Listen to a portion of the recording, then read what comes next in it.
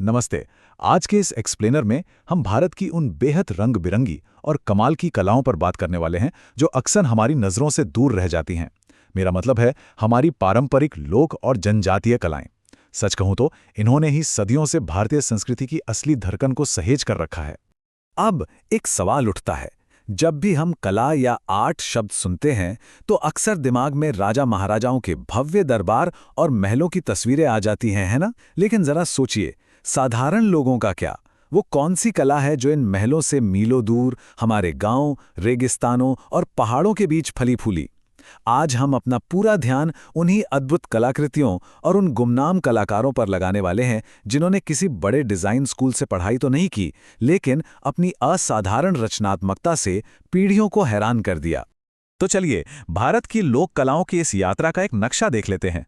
हम शुरुआत करेंगे भौगोलिक विविधता से, फिर बात करेंगे भित्ति चित्रकला यानी दीवारों पर होने वाली चित्रकारी की परंपरा की। उसके बाद कथा चित्रकला और फड़, फिर ढोकरा धातु मूर्तिकला और आखिर में टेराकोटा यानी मिट्टी की कला को समझेंगे। तो आइए सबसे पहले बात करते हैं भौगोलिक विविधता की। आपको पता है, भारत में ये जो स्वदेशी ज्ञान है ना, ये हमेशा से एक मौखिक और व्यवहारिक परंपरा रहा है। मतलब बिना किसी किताबी पढ़ाई के एक पीढ़ी से दूसरी पीढ़ी तक एकदम सहजता से ट्रांसफर होता रहा। और इसका सबसे बड़ा कारण है भारत का विशाल भूगोल। बिहार की मधुबनी हो, महाराष्ट्र की वर्ली, गुजरात और मध्य प्रदेश के पिथौरो, पूर्व में पटचित्र या फिर राजस्थान की फड़ पेंटिंग, हर जगह के अलग मौसम, वहां की मिट्टी और मान्यताओं ने एक बिल्कुल ही अनोखी विजुअल लैंग्वेज को जन्म दिया है। अब आगे बढ़ते हैं अपनी दूसरी कड़ी की तरफ, भित्ति चित्रकला की परंपरा।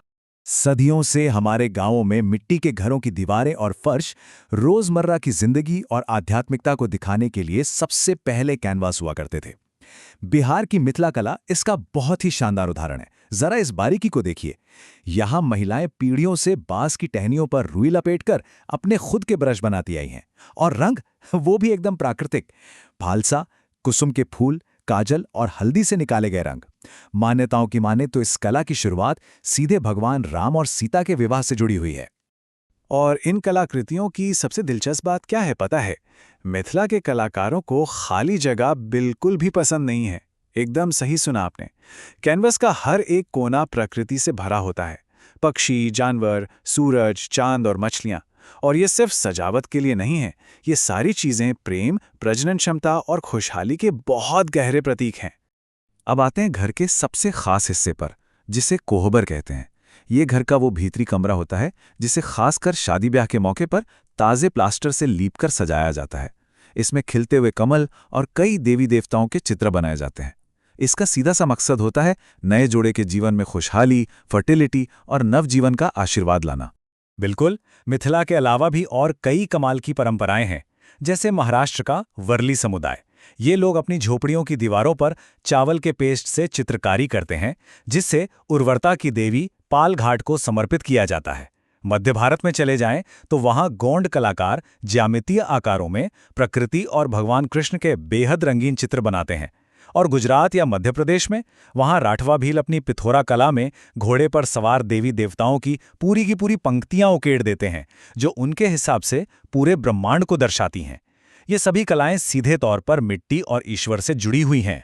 चलिए अब रुख करते हैं हमारे तीसरे विषय का, कथा, चित्रकला और फड़।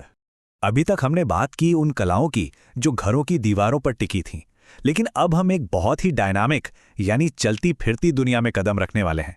ये देखना सच में हैरान कर देता है कि कैसे कला ने खुद को बदलकर लोगों तक कहानियां पहुंचाने का जरिया बना लिया। भित्ति चित्र एक घर तक सीमित थे, है ना?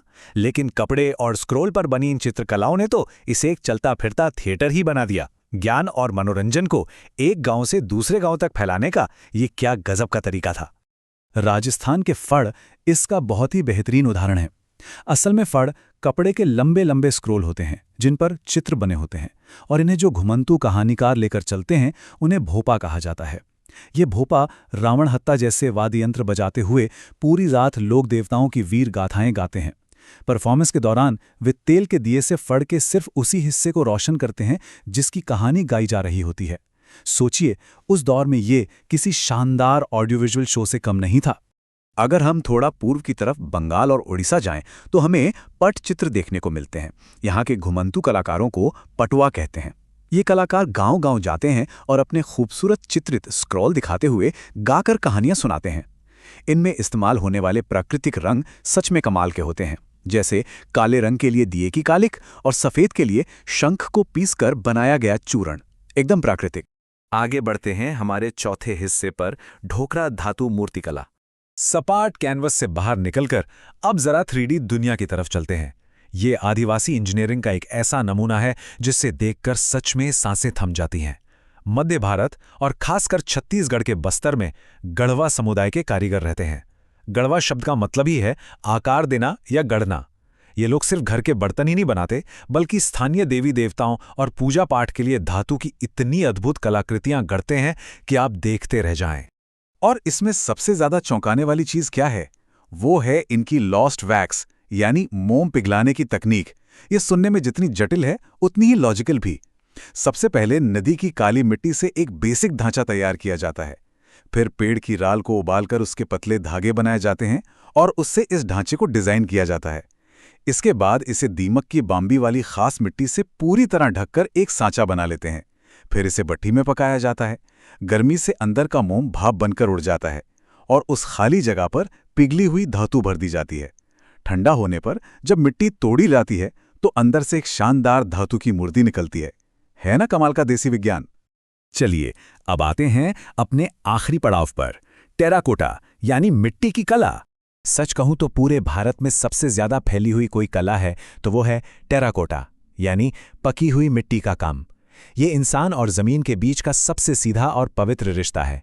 भारत के लगभग हर कोने में कुम्हार नदी या तालाब के किनारे से मिट्टी लाते हैं और फिर अपने हाथों के जादू या चाक की मदद से बहुत ही प्यार से उसे देवी देवताओं, जानवरों या अनुष्ठान की चीजों का रूप दे देते हैं। ध्यान देने वाली बात यह है कि ये मूर्तियां महज सजावट के लिए नहीं हैं। भट्ठी में पकने के बाद इस साधारण सी मिट्टी में एक गहरी पवित्रता आ जाती है। जब भी किसी की मन्नत पूरी होती है या गांव में कोई त्योहार होता है तो ये टेराकोटा की मूर्तियां देवी देवताओं को प्रसाद के रूप में चढ़ाई जाती हैं। साधारण सी मिट्टी का आस्था के इतने बड़े प्रतीक में बदल जाना सच में अद्भुत है। तो भारत की लोक कलाओं के इस शानदार सफर के बाद एक बहुत ही अहम सवाल हमारे सामने खड़ा होता है। आज के समय में इन कलाओं का तेजी से व्यवसायीकरण हो रहा है। कागज और कपड़ों पर इन्हें बाजारों में बेचने के लिए तैयार किया जा रहा है। तो क्या आधुनिकता की इस अंधाधुंध दौड़ में सदियों पुरानी ये कलाएं अपनी उस मूल, पवित्र और अनुष्ठानिक आत्मा को बचा पाएंगी जो कभी सीधे तौर पर गांव की मिट्टी और घरों की दीवारों से जुड़ी थी? सोचिएगा जरूर। आज के इस एक्सप्लेनर में हमारे साथ जुड़ने के लिए आपका बहुत बहुत शुक्रिया।